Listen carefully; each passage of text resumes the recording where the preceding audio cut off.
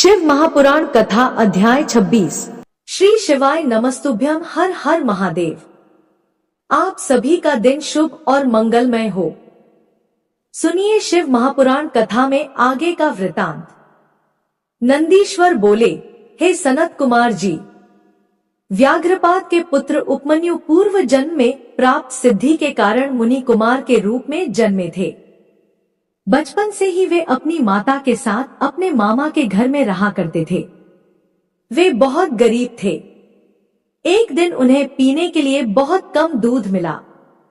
बालक दूध पीने का हठ करने लगा।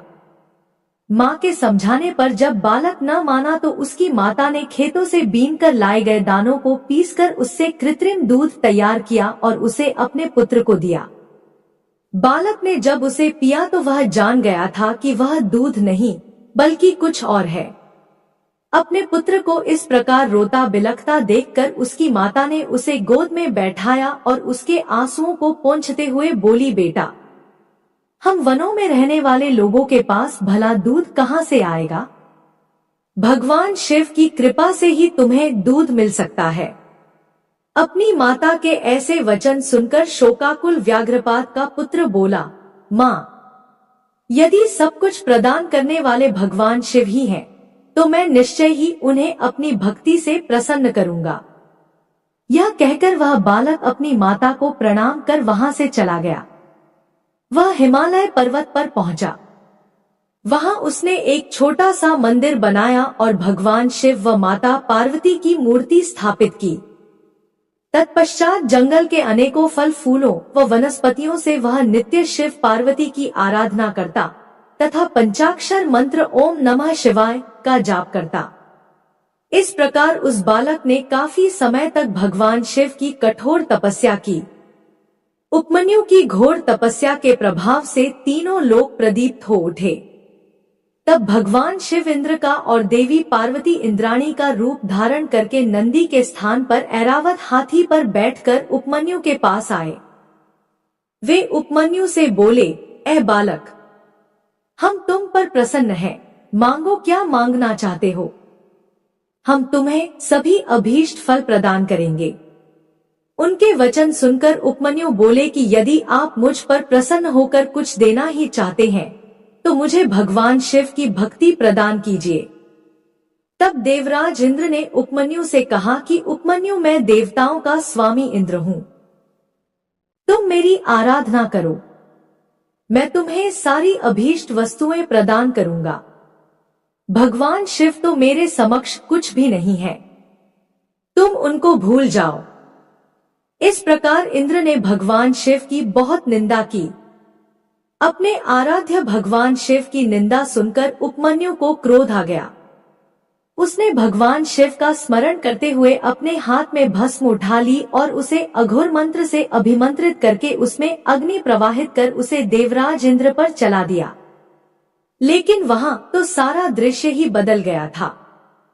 तब इंद्र रूप धारण किए भगवान शिव ने उपमन्यु को अपने परमेश्वर स्वरूप के साक्षात दर्शन कराए। शिव में ही समस्त सृष्टि समाई हुई है, ऐसा उपमन्यु ने देखा। भगवान शिव बोले, हे उपमन्यु, मैं तुम्हारा पिता और देवी पार्वती तुम्हारी माता है। हम तुम्हारी आराधना से बहुत प्रसन्न हैं। मैं तुम्हें सनातन कुमारत्व प्रदान करता हूँ। मैं दूध, दही और शहद व अन्य भोज्य पदार्थों का खजाना तुम्हें देता हूँ। तुम अमरता को प्राप्त होगे और तुम्हें मेरे गणों का आधिपत्य मिलेगा। इस प्रकार शिवजी ने उपमन्यु को अनेक दिव्य वर प्रदान किए। तत्पश्चात भगवान शिव पार्वती वहां से अंतर्धान हो गए। फिर उपमन्यु ने घर आकर अपनी माता को सारी बातें बताईं, जिसे सुनकर उसकी माता बहुत प्रसन्न हुई। जिसे भगवान शिव के दर्शन हो गए हों, उसे और क्या कुछ चाहिए। तात इस प्रकार भगवान शिव के सुरेश्वरावतार की उत्तम कथा मैंने तुम्हें सुनाई। यह कथा सुख देने वाली तथा पापों को दूर कर मनोवांछित फल देने वाली है। इसे सुनने अथवा पढ़ने से सुखों की प्राप्ति होती है और अंत में अर्थात मृत्यु के उपरांत शिवलोक में निवास होता है।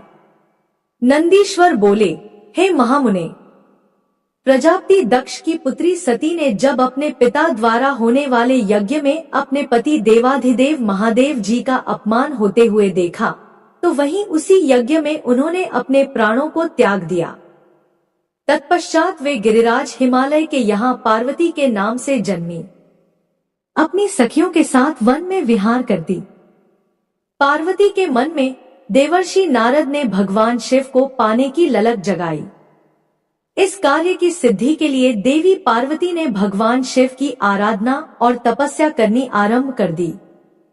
जब भगवान शिव को उनके इस उत्तम तप की सूचना मिली तो उन्होंने पार्वती जी के पास सप्तऋषियों को भेजा।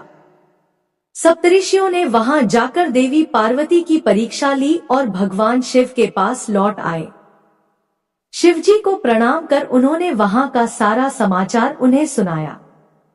सप्तऋषियों से देवी पार्वती की तपस्या के विषय में जानकर त्रिलोकीनाथ भगवान शिव ने स्वयं उनकी परीक्षा लेने का निर्णय किया। शिवजी ने वृद्ध ब्रह्मचारी का वेश बनाया और पार्वती जी के आश्रम की ओर चल दिए। अपने द्वार पर एक वृद्ध ब्राह्मण ब्रह्मचारी को आया देखकर देवी पार्वती ने उनको आसन पर बैठाया और उनका पूजन आराधन करने के पश्चात उनका आतिथ्य किया। तत्पश्चात वे उनसे पूछने लगी, हे महात्मा, आप कौन हैं और कहां से आए हैं? तब उन मुनि ने उत्तर दिया, हे देवी, मैं तो स्वच्छंद विचरण करने वाला एक साधारण तपस्वी हूँ। मैं सदा मानव सेवा में लगा रहता हूँ और दूसरों को सुख देने का कार्य करता हूँ। देवी, आप मुझे बताइए कि आप कौन हैं और इतनी कम उम्र में सब सुखों आदि का त्याग कर इस निर्जन वन में क्यों तपस्या कर रही हैं? तब देवी पार्वती उन ब्रह्मचारी रूप धारण किए भगवान शिव के प्रश्नों का उत्तर देते हुए बोली, हे मुने, मैं गिरिराज हिमालय और देवी मैना की पुत्री पार्वती हूँ। मैंने भगवान शिव को अपना सर्वस्व समर्पित कर दिया है और उन्हीं को अपने पति के रूप में पाने की इच्छा मन में लेकर मैं शिवजी की तपस्या कर रही हूँ, ताकि वे मुझ पर अपनी कृपा दृष्टि कर मुझे कृतार्थ करें। देवी पार्वती के वचन सुनकर वे मुनि बोले, हे देवी, तुमने सारे देवताओं को, जो कि अत्यंत सुंदर, सजीले और ऐश्वर्य संपन्न है, इन सब को छोड़कर उस वैरागी, विकृतात्मा और जटाधारी भगवान शिव को अपने वर के रूप में चुना है। वे सदा अकेले रहते हैं और इधर उधर भटकते रहते हैं। इस प्रकार वह ब्रह्मचारी भगवान शिव की बहुत निंदा करने लगा। उस ब्रह्मचारी के मुंह से अपने आराध्य भगवान शिव की निंदा सुनकर पार्वती को बहुत क्रोध आया। तब वह बोली, हे मुने, मैंने तो आपको एक योगी तपस्वी जानकर आपकी पूजा और आराधना की थी, परंतु आप तो मूर्ख और धूर्त हैं, जो परमेश्वर शिव के विषय में ऐसे विचार रखते हैं। आपने मेरे सम्मुख भगवान शिव की निंदा करके मुझे भी अपने पाप का भागी बना दिया है और मेरी तपस्या के सारे पुण्यों को नष्ट कर दिया है। फिर वे अपनी सखी से बोली कि यह ब्राह्मण है, इसलिए हम इसको इनकी करनी का फल अर्थात दंड नहीं दे सकते। इससे पूर्व कि यह फिर हमसे त्रिलोकीनाथ कल्याणकारी भक्तवत्सल देवाधिदेव शिव की निंदा करे, हमें यह स्थान छोड़कर चले जाना चाहिए। यह कहकर देवी पार्वती अपनी सखियों के साथ उस स्थान से जाने लगी। तब परमेश्वर शिव ने उन्हें अपने साक्षात शिव स्वरूप के दर्शन दिए, जिस स्वरूप की आराधना पार्वती जी करती थी। उन्हें देखकर पार्वती जी बहुत प्रसन्न हुई और उनकी स्तुति करने लगी। तब भगवान शिव मुस्कुराते हुए बोले, हे देवी, मैं तुम्हारी उत्तम तपस्या से प्रसन्न हूँ। मैं तुम्हारी परीक्षा लेने के लिए ही ब्रह्मचारी का रूप धारण करके आया था। मेरे प्रति तुम्हारी श्रद्धा और भक्ति ने मुझे यहाँ आने पर मजबूर कर दिया। मांगो, क्या मांगना चाहती हो?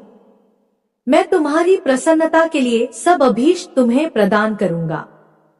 भगवान शिव के ये उत्तम वचन सुनकर देवी पार्वती शर्माते हुए बोली, हे भक्तवत्सल, आप तो तीनों लोकों के ज्ञाता है। भला आपसे भी कोई बात छिपी रह सकती है? फिर भी यदि आप मेरे मन की इच्छा जानना चाहते हैं तो मुझे अपनी पत्नी होने का वरदान दीजिए। तब भगवान शिव ने देवी पार्वती को उनका इच्छित वर दिया और उनका पानी ग्रहण किया। इस प्रकार मैंने आपसे शिवजी के ब्रह्मचारी अवतार का वर्णन किया। यह कथा सुख देने वाली और दुखों को दूर करने वाली है। नंदीश्वर बोले, हे सनत कुमार जी, देवी पार्वती की कठोर तपस्या से प्रसन्न होकर जब भगवान शिव ने उन्हें दर्शन दिए, तब देवी पार्वती ने उनसे उनकी पत्नी बनने का वर मांगा। भगवान शिव ने प्रसन्नतापूर्वक उनका इच्छित वरदान उन्हें प्रदान किया। देवी पार्वती को वरदान देकर शिवजी अंतर्धान हो गए और पार्वती जी अपने घर वापस आ गई। वहां आकर उन्होंने अपने माता पिता को सारी बातें बताईं। तब उनके घर में प्रसन्नता छा गई और चारों ओर महोत्सव होने लगा। खुश होकर गिरिराज हिमालय ने ब्राह्मणों को बहुत दान दक्षिणा दी। फिर गंगा स्नान करने चले गए। एक दिन जब गिरिराज हिमालय गंगा स्नान हेतु गए थे, तब भगवान शिव ने सुंदर नट नर्तक का रूप धारण किया और मैना के घर पहुंच गए। उनके बाएं हाथ में शिवलिंग और दाहिने हाथ में डमरू था। उन्होंने लाल रंग के वस्त्र पहन रखे थे। पीठ पर गुदड़ी टांग रखी थी। ऐसे रूप में वे मैना के घर के आंगन में आकर सुंदर नृत्य एवं गान करने लगे। अपने डमरू को बजाकर वे अनेक प्रकार की लीलाएं दिखाने लगे। नगर के सारे वृद्ध, नरनारी और बच्चे प्रसन्नतापूर्वक उनका नृत्य देख रहे थे। महारानी मैना खुश होकर एक पात्र भरकर स्वर्ण मुद्राएं एवं रत्न नट को देने गईं, परंतु नट के रूप में आए भगवान शिव ने उन्हें लेने से इनकार कर दिया और कहा कि यदि आप वाकई प्रसन्न होकर मुझे कुछ देना ही चाहती हैं, तो अपनी पुत्री पार्वती का हाथ मेरे हाथ में दे दीजिए। उस नट नर्तक की बात सुनकर देवी मैना को बहुत क्रोध आया और वे नट को बुरा भला कहने लगी। उसी समय गिरिराज हिमालय भी गंगा स्नान करके वापस लौट आए। जब उन्हें इस बात का पता चला तो उन्होंने अपने सेवकों को उस नट को वहां से बाहर निकालने की आज्ञा दी। सेवक नट की ओर बढ़े ही थे कि मायावर लीलाधारी भगवान शिव ने मैना और हिमालय को पार्वती सहित क्षण भर के लिए अपने दिव्य रूप के दर्शन कराए और अगले ही पल तेज कदमों से चलकर वहां से गायब हो गए।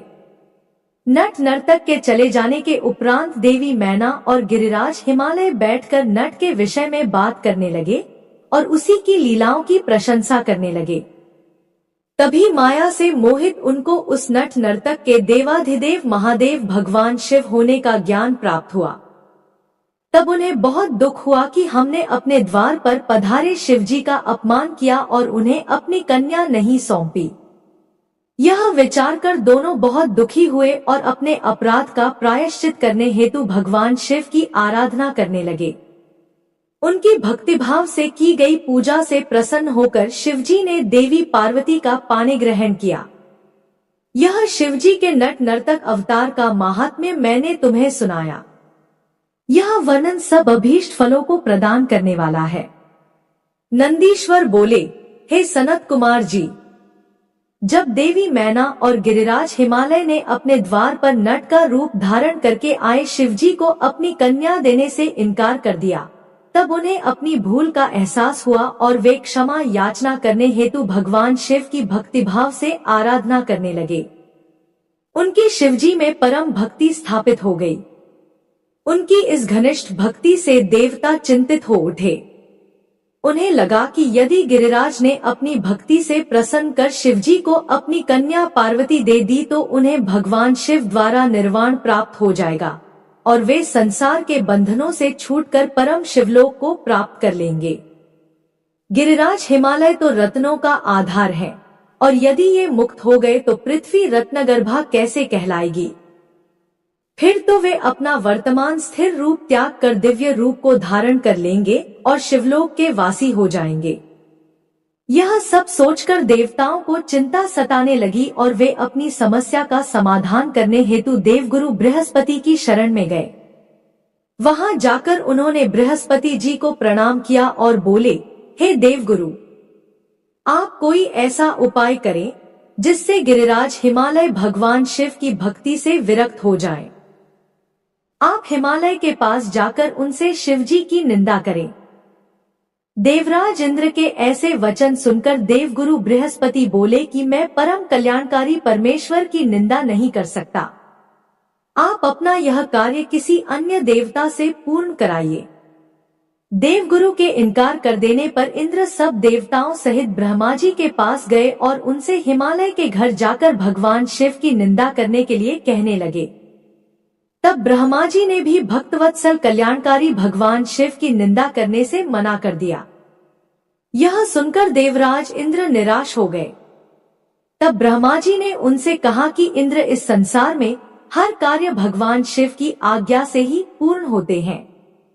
तुम अपने कार्य की सिद्धि हेतु उन्हीं की शरण में जाओ, वे अवश्य ही तुम्हारे हित का कार्य करेंगे। तब ब्रह्मा जी से आज्ञा लेकर देवराज भगवान शिव के पास गए और उनसे सारी बातें कहीं। उनकी बातें सुनकर कल्याणकारी भगवान शिव ने इंद्र को उनके कार्य की पूर्ति का आश्वासन देकर वहां से विदा किया। देवराज इंद्र के कार्य को पूरा करने के लिए शिवजी ने साधु का वेश धारण किया। उन्होंने हाथ में दंड और छत्र लिया, मस्तक पर तिलक, गले में शालिग्राम और हाथ में स्फटिक की माला ली तथा भगवान श्रीहरि विष्णु का नाम जपते हुए गिरिराज हिमालय के राज दरबार में पहुंच गए। अपने दरबार में आए उन तपस्वी को देखकर हिमालय ने सिंहासन को त्याग दिया और स्वयं उन्हें प्रणाम कर यथायोग्य आसन देकर उनका परिचय पूछा। तब ब्राह्मण देवता बोले, हे गिरिराज, मैं एक तपस्वी ब्राह्मण हूँ और परोपकार व सेवा के लिए भ्रमण करता रहता हूँ। अपनी दिव्य दृष्टि और योगबल से मुझे ज्ञात हुआ है कि आप अपनी लक्ष्मी स्वरूपा बेटी पार्वती का विवाह शिवजी से करना चाहते हैं, परंतु शायद आप यह नहीं जानते कि शिवजी कुलहीन, बंधु बांधवहीन, आश्रयहीन, एकाकी रहने वाले, कुरूप, निर्गुण, अव्यय, श्मशानवासी, गले में सर्प धारण करने वाले हैं। वे सदा अपने शरीर पर चिता की भस्म लपेटे रखते हैं। ऐसे व्यक्ति को अपनी परम गुणी सुंदर कन्या को सौंपना सर्वथा अनुचित है। यह कहकर महान लीलाधारी भगवान शिव साधु रूप में ही वहां से चले गए। उनकी बातों का मैना हिमालय पर गहरा प्रभाव पड़ा और वे भगवान शिव की भक्ति से विमुख होकर इस सोच में डूब गए कि आगे क्या करें। इस प्रकार मैंने तुमसे शिवजी के साधु वेशधारी द्विजअवतार का वर्णन किया। नंदीश्वर बोले, हे सर्वज्ञ सनत कुमार जी, देवगुरु बृहस्पति के पुत्र मुनि भारद्वाज हुए और उनके पुत्र के रूप में द्रोण का जन्म हुआ। द्रोण बचपन से महान धनुर्धारी, महातेजस्वी और सब अस्त्र शस्त्रों के ज्ञाता थे। यही नहीं, धनुर्वेद और सभी वेदों के महाज्ञाता थे। अपने इन्हीं गुणों के कारण आप कौरवों और पांडवों के आचार्य बने और द्रोणाचार्य इस नाम से प्रसिद्ध हुए। इन्हीं द्रोणाचार्य ने अपने मन में पुत्र प्राप्ति की कामना लेकर भगवान शिव की आराधना की और अपनी घोर तपस्या से त्रिलोकीनाथ भगवान शिव को प्रसन्न कर लिया। शिव ने उन्हें साक्षात दर्शन दिए। शिवजी द्वारा वर मांगने के लिए कहने पर द्रोणाचार्य बोले, हे प्रभु, यदि आप मेरी आराधना से संतुष्ट होकर प्रसन्न हुए हैं तो भगवान मुझे अपने अंश से पैदा होने वाला पुत्र प्रदान कीजिए, जो वीर, पराक्रमी और अजेय हो। द्रोणाचार्य को उनका इच्छित वर प्रदान कर शिवजी अंतर्धान हो गए। तत्पश्चात मुनि द्रोण प्रसन्नता पूर्वक अपने घर को चल दिए और वहां जाकर उन्होंने अपनी पत्नी को वरदान प्राप्ति के बारे में बताया, जिसे सुनकर उनकी पत्नी बहुत प्रसन्न हुई। निश्चित समय पर मुनि द्रोण की पत्नी ने एक वीर बालक को जन्म दिया, जिसका नाम अश्वत्थामा रखा गया। अश्वत्थामा वीर और पराक्रमी योद्धा हुए और उन्होंने कौरव सेना का मान बढ़ाया। जब कौरव पांडवों का युद्ध हुआ तो अश्वत्थामा के कारण कौरव सेना अजेय हो गई और वह पांडव सेना पर हावी होने लगी। शिवजी के अंश से उत्पन्न होने के कारण ही अश्वत्थामा ने पांडव पुत्रों को युद्ध में मार डाला था। यह देखकर अर्जुन बहुत क्रोधित हुए और अपने पुत्रों का नाश करने वाले पर आक्रमण करने लगे। अर्जुन के सारथी के रूप में स्वयं श्री कृष्ण थे। अर्जुन को अपनी ओर आता देखकर अश्वत्थामा ने उन पर ब्रह्मशिर नामक अस्त्र छोड़ दिया, जिससे सारी दिशाएं प्रचंड तेज से प्रकाशित हो उठीं। अश्वत्थामा के इस अस्त्र को देख अर्जुन एक पल के लिए विचलित हो गए। उन्होंने श्री कृष्ण से इसका उपाय पूछा। तब श्री कृष्ण बोले, हे अर्जुन, यह बहुत घातक शक्ति है और इससे तुम्हारी रक्षा स्वयं भगवान शिव ही कर सकते हैं। तुम उन्हीं का स्मरण करके इस अस्त्र का नाश करो। तब अर्जुन ने हाथ जोड़कर भगवान शिव की मन से बहुत आराधना और स्तुति की। तत्पश्चात उन्होंने जल को छूकर शैवास्त्र छोड़ा। इसके प्रभाव से अश्वत्थामा द्वारा चलाया गया ब्रह्मशिर अस्त्र शांत हो गया। फिर भगवान श्री कृष्ण ने अर्जुन सहित सब पांडवों को अश्वत्थामा से आशीर्वाद लेने के लिए कहा। श्री कृष्ण की आज्ञा मानते हुए सभी पांडवों ने अश्वत्थामा को प्रणाम किया। तब प्रसन्न होकर अश्वत्थामा ने पांडवों को अनेकों वर प्रदान किए और फिर अपने कर्तव्य को निभाते हुए कौरव सेना से मिलकर पुनः पांडवों से युद्ध करने लगे। इस प्रकार भगवान शिव ने परम भक्त द्रोण के घर पुत्र के रूप में जन्म लेकर अनेक लीलाएं रची। नंदीश्वर बोले, हे श्रेष्ठ मुनि, जब पांडवों को दुर्योधन ने जुए में हरा दिया था और वे वनवास पाकर अपनी पत्नी द्रौपदी सहित द्वैत वन में निवास करने लगे थे, तब एक दिन दुर्योधन ने ऋषि दुर्वासा को उनके शिष्यों सहित पांडवों को कष्ट देने के लिए उनके पास भेजा। दुर्वासा ऋषि अपने 1000 शिष्यों को अपने साथ लेकर पांडवों की कुटिया में पहुंच गए और युधिष्ठिर से बोले कि हम स्नान करने जा रहे हैं, इतने में आप हम सबके लिए भोजन का प्रबंध कीजिए और स्वयं चले गए।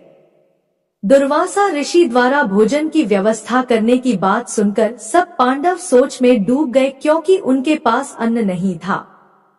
तब देवी द्रौपदी ने भगवान श्री कृष्ण का स्मरण किया और तुरंत वहां आ गए। वहां उन्होंने पांडवों की रसोई में बचे अन्न के एक दाने को खाया और इससे वे स्वयं भी तृप्त हो गए।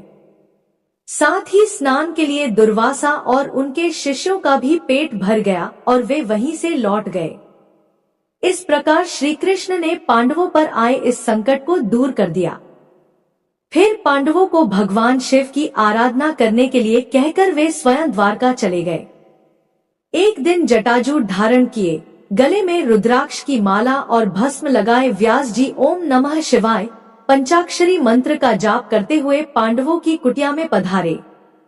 व्यास मुनि शिवजी के प्रेम में मग्न तेजपुंज से आलोकित थे। उन्हें पधारा हुआ देखकर पांडवों ने उन्हें प्रणाम किया और आसन पर बिठाकर उनकी पूजा अर्चना की। तब महामुनि प्रसन्न होकर बोले, हे पांडवों, तुम सत्य के मार्ग पर चलने वाले हो और सदा ही धर्म का पालन करते हो। महाराज धृतराष्ट्र ने तुम्हारे साथ पक्षपात किया और तुम्हारा राज्य दुर्योधन ने छल करके तुमसे छीन लिया। जैसा बीज बोया जाता है, अंकुर भी उसी का निकलता है। अधर्म और असत्य का मार्ग अपनाने वालों का कभी कल्याण नहीं होता। तुम सत्य और धर्म के मार्ग पर चल रहे हो, इसलिए निश्चय ही तुम्हारा कल्याण होगा। महामुनि व्यास के वचनों को सुनकर युधिष्ठिर बोले, हे नाथ, हमारे कष्टों को दूर करने के लिए कोई मार्ग बताइए। श्री कृष्ण जी ने हमें कल्याणकारी देवाधिदेव महादेव जी की आराधना करने के लिए कहा था। आप हमें शिव भक्ति का उपदेश दीजिए। युधिष्ठिर के वचन सुनकर महामुनि व्यास बोले, हे पांडवों, निश्चय ही श्री कृष्ण ने सत्य कहा था। भगवान शिव अपने भक्तों के दुखों को दूर करने वाले तथा उनकी रक्षा करने वाले हैं। तत्पश्चात व्यास जी ने उन्हें शिवजी के पूजन का विधान बताया। फिर बोले, तुम सदा धर्म के मार्ग पर चलना, इससे तुम्हारे कार्यों की सिद्धि होगी। यह कहकर महामुनि व्यास वहां से चले गए। तत्पश्चात व्यास जी के दिखाए मार्ग पर चलते हुए पांडव शिवजी की आराधना करने लगे। अर्जुन इंद्रकील नामक पर्वत के पास गंगा नदी के तट पर जाकर भक्तवत्सल कल्याणकारी भगवान शिव की आराधना करने लगे। नंदीश्वर बोले, हे सनत कुमार जी, अर्जुन भक्ति भावना से गंगा जी के तट पर बैठकर भगवान शिव की आराधना कर रहे थे। शिव मंत्र के जाप से उनका अतुल तेज प्रकाशित हो रहा था। पांडवों को अर्जुन का तेज देखकर विजय में कोई संदेह न रहा। जब अर्जुन तपस्या करने के लिए उनसे दूर गए, तब अर्जुन के वियोग से द्रौपदी और अन्य पांडव बहुत दुखी थे, परंतु उनके मन में अटूट विश्वास था कि शिवजी की भक्ति से उनका निश्चय ही कल्याण होगा। उनके दुख को जानकर एक बार व्यास जी फिर उन्हें समझाने के लिए उनके पास आए। उन्हें देखकर पांडव बहुत प्रसन्न हुए और उनका आतिथ्य सत्कार करने लगे। तब महामुनि व्यास ने उन्हें उपदेश दिया और अनेक कथाएं सुनाई, परंतु पांडवों का दुख दूर न हुआ। एक दिन युधिष्ठिर ने महामुनि व्यास से प्रश्न किया, हे महाप्रज्ञ, जिस प्रकार के दुख और कष्टों को हम भोग रहे हैं, क्या पहले भी किसी को ऐसी परिस्थिति का सामना करना पड़ा है? युधिष्ठिर के इस प्रश्न को सुनकर व्यास मुनि कहने लगे कि पांडवों, निश्चय ही तुम्हारे साथ कौरवों ने छल किया है, परंतु अनेकों सिद्ध पुरुषों ने इससे भी अधिक दुखों को हंसते हंसते झेला है। निषद देश के स्वानी नल, सत्यवादी राजा हरिश्चंद्र, श्री रामचंद्र जी ने भी इन कष्टों को हंसकर झेला है। यह तो सप्तऋषियों का स्वभाव होता है कि वे विपरीत परिस्थितियों और दुखों से विचलित नहीं होते और सदा सत्य के मार्ग पर ही आगे बढ़ते रहते हैं। मानव को तो दुख झेलने ही पड़ते हैं। बचपन, युवावस्था, वृद्धावस्था सभी में मनुष्य को दुख और कष्ट प्राप्त होता है। इसलिए अपने मन को मत भटकाओ और सत्य के मार्ग का अनुसरण करो, क्योंकि शिवजी सत्य से प्रसन्न होते हैं। इसलिए सभी मनुष्यों को सत्य के पथ पर चलना चाहिए। दूसरी ओर अर्जुन ने इंद्रकील नामक पर्वत के निकट गंगा जी के तट पर महामुनि व्यास के उपदेश के अनुसार शिवलिंग बनाकर उसकी विधिपूर्वक उपासना आरंभ कर दी। अर्जुन प्रतिदिन स्नान करके भक्ति भावना से इंद्रियों को अपने वश में करके भगवान शिव का ध्यान करते। दिन ब दिन उनकी भक्ति भावना और अधिक प्रबल होती जा रही थी। उनकी तपस्या के तेज से जीवों को भय होने लगा था। अर्जुन की तपस्या से दग्ध होकर अनेक देवता देवराज इंद्र के पास गए और उनसे बोले कि देवराज, अर्जुन भगवान शिव की घोर तपस्या कर रहा है और उसके तेज से सभी प्राणी दग्ध हो रहे हैं। अर्जुन की तपस्या के विषय में सुनकर देवराज इंद्र उनकी परीक्षा लेने के लिए उनके पास गए। इंद्र ने ब्राह्मण का रूप धारण किया और अर्जुन के पास जाकर पूछने लगे कि तुम इतनी छोटी उम्र में तपस्या क्यों कर रहे हो? तुम मुक्ति चाहते हो या विजय के लिए तपस्या कर रहे हो? परंतु इंद्र तो मोक्ष के स्थान पर सुख प्रदान करते हैं। इंद्रदेव के वचनों को सुनकर अर्जुन को क्रोध आ गया और वे बोले, हे मुनि, आप यहाँ क्यों पधारे हैं और इस प्रकार के प्रश्नों से मेरी तपस्या में क्यों व्यवधान डाल रहे हैं? मैं शिवजी की आराधना कर रहा हूँ। तब इंद्रदेव ने ब्राह्मण वेश त्याग कर अपने वास्तविक रूप के दर्शन अर्जुन को दिए। इंद्रदेव को अपने सामने पाकर अर्जुन को लज्जा का अनुभव हुआ कि मैंने इंद्र से अपशब्द कहे। उन्होंने देवराज इंद्र से क्षमा याचना की। देवराज इंद्र प्रसन्न होकर बोले, अर्जुन, तुम मांगो, क्या मांगना चाहते हो? मैं निश्चय ही तुम्हारा इच्छित वर तुम्हें प्रदान करूंगा। देवराज इंद्र के वचन सुनकर अर्जुन बोले, हे देवेंद्र, यदि आप मुझ पर प्रसन्न हैं, तो मुझे शत्रुओं पर विजय का वरदान प्रदान कीजिए। अर्जुन के वर को सुनकर देवेंद्र बोले, अर्जुन, तुम्हारी विजय अवश्य होगी, क्योंकि भगवान शिव के भक्तों पर कभी कोई कष्ट नहीं आता। उनको संसार में किसी का भय नहीं होता। इसलिए तुम इसी प्रकार शांत चित्त और भक्ति भाव से त्रिलोकीनाथ देवाधिदेव महादेव जी की तपस्या करो। उनकी प्रसन्नता से श्रेष्ठ जीवन में और कुछ नहीं है। यह कहकर देवराज वहां से अंतर्धान हो गए। तब अर्जुन पुनः शिवलिंग को प्रणाम कर उनकी आराधना करने लगे। नंदीश्वर बोले, हे सनत कुमार जी, अर्जुन महामुनि व्यास जी द्वारा बताई गई विधि से शिवजी की उपासना कर रहे थे। काफी समय तक तपस्या करने के पश्चात उनके तप का तेज बढ़ना आरंभ हो गया और उनका तप और रौद्र रूप धारण करता जा रहा था। अर्जुन ने एक पैर पर खड़े होकर सूर्य की ओर देखते हुए पंचाक्षर मंत्र का जाप करना आरंभ कर दिया। उनके तप के प्रभाव से सभी प्राणी, जीव जंतु और देवता दग्ध होने लगे। अर्जुन की इस घोर तपस्या के विषय में दुर्योधन को ज्ञात हुआ। उसने मुख नाम के दैत्य को अर्जुन के पास शूकर का भेष धारण करके भेजा। वह दुष्ट राक्षस अनेक प्रकार की ध्वनि निकालता और वृक्षों को उखाड़ता हुआ अर्जुन के तप के स्थान के निकट पहुंचने लगा।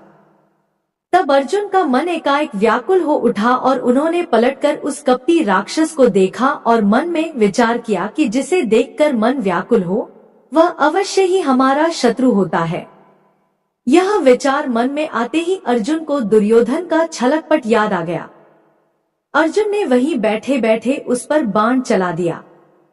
उसी समय स्वयं भक्तवत्सल भगवान शिव भी अपने भक्त अर्जुन पर आए संकट को देखकर उनकी रक्षा व परीक्षा हेतु तुरंत वहां आ गए और उन्होंने भी उस बहुरूपीय राक्षस पर अपना बाण चला दिया।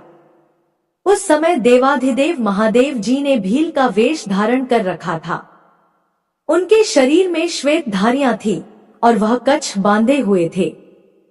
उनके कमर पर तरकश और हाथ में धनुष बाण था और वे भी उसी शूकर का पीछा कर रहे थे।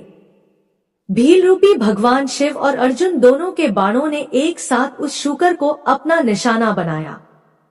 शिवजी का बाण उस विशाल शूकर की पूंछ में और अर्जुन का बाण उसके मुख में लगा। उस भयंकर आघात को वह सह नहीं सका। पल भर में ही भयानक शब्द करता हुआ वह धरती पर गिर पड़ा और उसके प्राण पखेरु उड़ गए। उस समय सब देवता भगवान शिव की जय जयकार करने लगे। शूकर रूपी दैत्य के मारे जाने पर दोनों बहुत प्रसन्न हुए। अर्जुन सोचने लगे कि यह भयानक दैत्य अवश्य ही मुझे मारने के लिए आया था, परंतु भगवान शिव ने आज मेरी रक्षा की और मुझे बचा लिया। उन्होंने ही मुझे सद्बुद्धि देकर उसे मारने की प्रेरणा मेरे मन में जगाई। ऐसा विचार मन में आते ही अर्जुन ने भगवान शिव के चरणों में प्रणाम किया और पुनः भक्तिभाव से शिव स्तुति शुरू कर दी। नंदीश्वर बोले, हे सर्वज्ञ, जब वह भयानक शूकर शिवजी व अर्जुन दोनों के बाणों से मारा गया और पृथ्वी पर बेजान होकर गिर पड़ा, तो भील रूपधारी शिवजी ने अपने एक सेवक को भेजकर मृत शूकर से अपना बाण निकालकर लाने के लिए कहा। उधर अर्जुन भी उस शूकर से अपना बाण लेने के लिए आए। तब अर्जुन और उस शिवगण में बाण को लेकर विवाद शुरू हो गया। वह गण बोला कि ये दोनों बाण मेरे स्वामी के हैं, इसलिए इन्हें मुझे दे दो। परंतु अर्जुन ने बाण देने से मना कर दिया। तब वह बोला कि तुम झूठे तपस्वी हो। यदि तुम सच्चे हो तो इन बाणों को मुझे दिखाओ। मैं अपने बाण की पहचान कर लूंगा, क्योंकि उन पर मेरा फल अंकित है। यह सुनकर अर्जुन उस गण से बोले, तुमसे मैं युद्ध नहीं कर सकता। युद्ध सदैव समान योद्धा से किया जाता है। मेरे बल और पराक्रम को देखना चाहते हो तो जाओ और जाकर अपने स्वामी को भेजो। अर्जुन के वचन सुनकर वह गण किरात रूप धारण किए भगवान शिव के पास गया। अर्जुन ने जो कुछ कहा था उसने अपने स्वामी को वह सब यथावत बता दिया। सारी बातें सुनकर किरातेश्वर को बहुत प्रसन्नता हुई और वे अपनी सेना को साथ लेकर अर्जुन से युद्ध करने के लिए वहां आ गए। युद्ध भूमि में पहुंचकर किरात रूपी भगवान शिव ने अपने दूत को पुनः अर्जुन के पास भेजा। शिव का वह दूत अर्जुन के पास गया और बोला, हे तपस्वी, जरा हमारी विशाल सेना को नजर उठाकर देखो। तुम क्यों एक बाण की खातिर अपने प्राणों की आहुति देना चाहते हो? अच्छा हो कि खुशी से वह बाण हमें दे दो और अपनी रक्षा करो। यह सुनकर अर्जुन को क्रोध आ गया। वे बोले कि तुम जाकर अपने स्वामी से कह दो कि मैं अपने कुल को कलंक नहीं लगा सकता। भले ही मेरे भाई दुखी हों, पर मैं युद्ध से डरकर पीछे नहीं हट सकता। क्या कभी शेर भी गीदड़ से डरा करते हैं? जाकर अपने स्वामी को बता दो कि क्षत्रिय युद्ध से डरते नहीं है, बल्कि अपने शत्रुओं को युद्ध में पछाड़कर आगे बढ़ते हैं। अर्जुन के ऐसे वचन सुनकर वह दूत अपने स्वामी किरातेश्वर भगवान शिव के पास वापस चला गया और उन्हें अर्जुन की कही सारी बातें बता दी। अपने गण की बातों को सुनकर लीलाधारी शिव मन ही मन अर्जुन की भक्ति, निडरता और अपनी बात की अडिगता देखकर प्रसन्न हुए। फिर उन्होंने अपनी सेना सहित आगे बढ़ना शुरू कर दिया। नंदीश्वर बोले, हे महामुने, जब किरातेश्वर शिवजी को उनके दूत ने बताया कि अर्जुन किसी भी स्थिति में समर्पण नहीं करना चाहते और वे आपसे युद्ध करना चाहते हैं, तब शीघ्र ही किरातेश्वर शिव अपनी सेना के साथ युद्ध भूमि में पधारे। अर्जुन ने अपने आराध्य भगवान शिव के चरणों का स्मरण किया और अपना धनुष बाण लेकर उस विशाल सेना से लड़ने लगे। अर्जुन व भील सेना में बड़ा भयंकर संग्राम हुआ। दोनों ओर से बाणों की वर्षा होने लगी। अर्जुन, जो कि महान धनुर्धारी कहे जाते हैं, ने अपने बाणों से सारी गण सेना को पल भर ही में परेशान कर दिया। फिर क्या था, कुछ ही देर में सभी शिवगण अपने प्राणों की रक्षा हेतु युद्ध भूमि से इधर उधर हो गए, परंतु अर्जुन के बाण न रुके। जब भीलराज किरात की सारी सेना भाग खड़ी हुई, तब अर्जुन ने किरात वेशधारी शिवजी से युद्ध करना आरंभ कर दिया। अर्जुन ने अपने तीव्र बाणों महादेव जी पर हमला कर दिया, परंतु वे भक्तवत्सल शिवजी का कुछ न बिगाड़ सके। उनका एक भी बाण शिवजी तक नहीं पहुंचता था। यह सब देखकर देवाधिदेव भगवान शिव हंस रहे थे। जब अर्जुन ने देखा कि वह किसी भी प्रकार से उस किरात को अपने वश में नहीं कर पा रहे हैं, तो उन्होंने भगवान शिव की स्तुति की। इसके प्रभाव से तुरंत ही त्रिलोकीनाथ, भक्तवत्सल, कल्याणकारी शिवजी ने अपने अद्भुत स्वरूप के साक्षात दर्शन अर्जुन को कराए। भगवान शिव का परम मनोहारी सुंदर स्वरूप देखकर अर्जुन धन्य हो गए और प्रसन्न होकर पल भर उन्हें देखते ही रह गए। तब यह जानकर कि वह किरात कोई और नहीं अपितु स्वयं शिवजी ही थे, उन्हें अपने युद्ध करने और उनका अपमान करने के कारण बहुत लज्जा महसूस हुई। वे अपने आराध्य के चरणों में गिर पड़े। शिवजी ने उन्हें उठाया और बोले कि अर्जुन दुखी मत हो। तब अर्जुन हाथ जोड़कर भक्तवत्सल भगवान शिव की स्तुति करने लगे और बोले, हे महादेव जी, आपने इस प्रकार मुझसे रूप बदलकर युद्ध क्यों किया? मैंने आपका भक्त होते हुए भी आपका अपमान किया है। स्वामी, मुझे माफ कर दीजिए और मेरा कल्याण कीजिए। अर्जुन के वचनों से महेश्वर प्रसन्न हो गए और बोले, अर्जुन, दुखी मत हो। मेरे द्वारा प्रेरित होने पर ही तुमने युद्ध किया था, इसलिए यह तुम्हारा अपराध नहीं धर्म था। मैं तुम पर प्रसन्न हूं। कहो पुत्र, किस कारण से तुम इतनी घोर तपस्या और साधना कर रहे थे? मैं तुम्हारी इच्छा पूर्ण करने का वचन देता हूं। शिवजी के ऐसे वचन सुनकर अर्जुन ने शिवजी की स्तुति आरंभ कर दी। अर्जुन बोले, हे देवाधिदेव, कैलाशपति, सदाशिव, मैं आपको नमस्कार करता हूं। हाथों में डमरू और त्रिशूल धारण करने वाले, गले में मुंडमाला, शरीर पर बाघंबर ओढ़े, गले में सांपो, मस्तक पर चंद्रमा और जटाओं में पतित पावनी श्री गंगा को धारण करने वाले कल्याणकारी शिवशंकर को मैं नमस्कार करता हूँ। भगवान, मैं आपका एक छोटा सा भक्त हूँ और आप इस संसार के ईश्वर हैं। भला मैं कैसे आपके गुणों का वर्णन कर सकता हूँ? जिस प्रकार बारिश की बूंदों और आकाश के तारों को नहीं गिना जा सकता, उसी प्रकार आपके गुणों की गणना कर पाना भी असंभव है। प्रभु, मैं आपका दास हूँ, आपकी शरण में आया हूँ। मुझ पर अपनी कृपा दृष्टि सदा बनाए रखिए। आप तो अंतर्यामी हैं, अपने भक्तों के विषय में सब कुछ जानते हैं। प्रभु, हम पर आए इस घोर संकट को दूर कीजिए। यह कहकर अर्जुन मस्तक झुकाकर चुपचाप खड़े हो गए।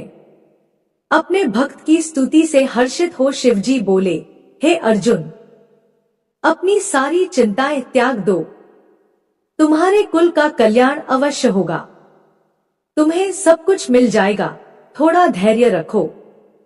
यह कह शिवजी ने अर्जुन को अमोघ पाशुपत अस्त्र प्रदान किया। फिर अर्जुन को युद्ध में विजय पाने और शत्रुओं का नाश करने का वर प्रदान किया। साथ ही शिवजी ने उनकी सहायता हेतु श्री कृष्ण जी को भी सहयोग करने के लिए कहा। तत्पश्चात अर्जुन को आशीर्वाद देकर शिवजी वहां से अंतर्धान हो गए। शिवजी के जाने के उपरांत अर्जुन भी प्रसन्नता पूर्वक अपने आश्रम को लौट गए और जाकर अपने भाइयों को अपनी तपस्या सिद्धि और वर प्राप्ति के बारे में बताया, जिसे जानकर वे बहुत प्रसन्न हुए। अर्जुन की तपस्या पूर्ण होने के विषय में जानकर श्री कृष्ण उनसे मिलने आए और बोले कि इसीलिए ही मैंने कहा था कि शिव भक्ति सभी कष्टों को दूर करने वाली है। मुने, इस प्रकार मैंने आपको शिवजी के किरात अवतार का वर्णन सुनाया। यह सब कामनाओं को पूर्ण करने वाला है। नंदीश्वर बोले, हे सनत कुमार जी, अब मैं आपको सर्वव्यापी भगवान शिव के 12 ज्योतिर्लिंगों रूपी अवतारों के बारे में बताता हूँ। सौराष्ट्र में सोमनाथ, श्रीशैल में मल्लिकार्जुन, उज्जैनी में महाकालेश्वर, ओंकार में अपरेश्वर, हिमालय पर केदार, डाकिनी में भीमशंकर, काशी में विश्वनाथ, गोमती तट पर अम्बकेश्वर, चिता भूमि में वैद्यनाथ, दारुक वन में नागेश, सेतुबंध में रामेश्वर तथा शिवालय में हुष्मेश्वर नामक 12 अवतार हैं। जो मनुष्य शुद्ध हृदय और भक्ति भावना से इन ज्योतिर्लिंगों का पूजन और दर्शन करता है, उसे परम आनंद की प्राप्ति होती है। वह जो शिवजी के प्रथम ज्योतिर्लिंग सोमनाथ का सच्चे हृदय से पूजन करता है, उसके सभी रोगों जैसे क्षय, कुष्ठ आदि का नाश होता है। उसके सारे पाप धुल जाते हैं और उसे भुक्ति व मुक्ति प्राप्त होती है। श्रीशैल में स्थित दूसरे ज्योतिर्लिंग मल्लिकार्जुन के दर्शनों से मनोवांछित फल की प्राप्ति होती है तथा सब दुखों का नाश होता है एवं सुख मिलता है। पुत्र प्राप्ति की इच्छा पूर्ति के लिए इस लिंग की स्तुति की जाती है। उज्जैनी में स्थित तीसरा ज्योतिर्लिंग महाकालेश्वर नाम से जग विख्यात है। अपने एक ब्राह्मण भक्त वेद के आह्वान पर प्रकट होकर शिवजी ने दूषण नामक असुर का वध किया था। तत्पश्चात वहीं स्थित हो गए, इसलिए इस ज्योतिर्लिंग को महाकालेश्वर कहा गया। इसके दर्शनों से मनुष्य की सारी कामनाएं पूरी होती हैं। चौथा ओंकार नामक ज्योतिर्लिंग है। विंध्यगिरि ने भक्तिभाव से विधिपूर्वक पार्थिव लिंग स्थापित किया। विंध्य की भक्ति से प्रसन्न होकर शिवजी उसी लिंग से प्रकट हुए और 2 रूपों में विभक्त हो गए। तभी से ओंकारेश्वर नामक लिंग ओंकार और परमेश्वर नामों से प्रसिद्ध हुआ। इसका दर्शन करने से भक्तों की अभिलाषा पूरी होती है। भगवान शिव के 5वें अवतार के रूप में केदार स्थित केदारेश्वर ज्योतिर्लिंग है। वहां श्रीहरि के नरनारायण अवतार की प्रार्थना पर वे वहां विराजे। उनका यह अवतार समस्त अभीष्टों को प्रदान करने वाला है। शिवजी के 6ठे अवतार का नाम भीमनायक नाम के असुर को मारने के कारण भीमशंकर है। भीम को मारकर शिवजी ने कामरूप देश के राजा सुदक्षिण की रक्षा की थी और उन्हीं की प्रार्थना पर वे डाकिनी में स्थित हो गए। शिवजी का यह अवतार ब्रह्मांड को भोग और मोक्ष देने वाला है। शिवजी का 7वां विश्वेश्वर नामक अवतार काशी में हुआ। इस अवतार की आराधना ब्रह्मा, विष्णु, भैरव सहित सभी देवता करते हैं। इसको पूजने अथवा इसका नाम जपने वाले मनुष्य कर्म बंधन से छूटकर मोक्ष के भागी होते हैं। चंद्रशेखर भगवान शिव का 8वां अवतार त्र्यंबक नाम से सुविख्यात है और गोमती नदी के किनारे गौतम ऋषि की प्रार्थना और कामना से हुआ है। इस ज्योतिर्लिंग के दर्शन और स्पर्श से सब कामनाएं पूर्ण होती हैं और मृत्यु पश्चात मुक्ति मिलती है। पवित्र पावनी गंगा गौतम ऋषि के स्नेहवश गौतमी के नाम से प्रवाहित हुई। 9वां वैद्यनाथ अवतार शिवजी ने धारण किया। अनेक लीलाएं करने वाले त्रिलोकीनाथ भगवान शिव रावण के लिए आविर्भूत हुए और चिता भूमि में ज्योतिर्लिंग रूप में स्थित होकर वैद्यनाथेश्वर नाम से प्रसिद्ध हुए। उनके दर्शनों भोग और मोक्ष की प्राप्ति होती है।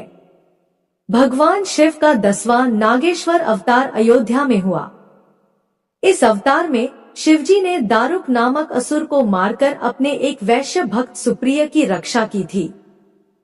शिवजी के इस लिंग का दर्शन और पूजन करने से महापातकों का समूह नष्ट हो जाता है।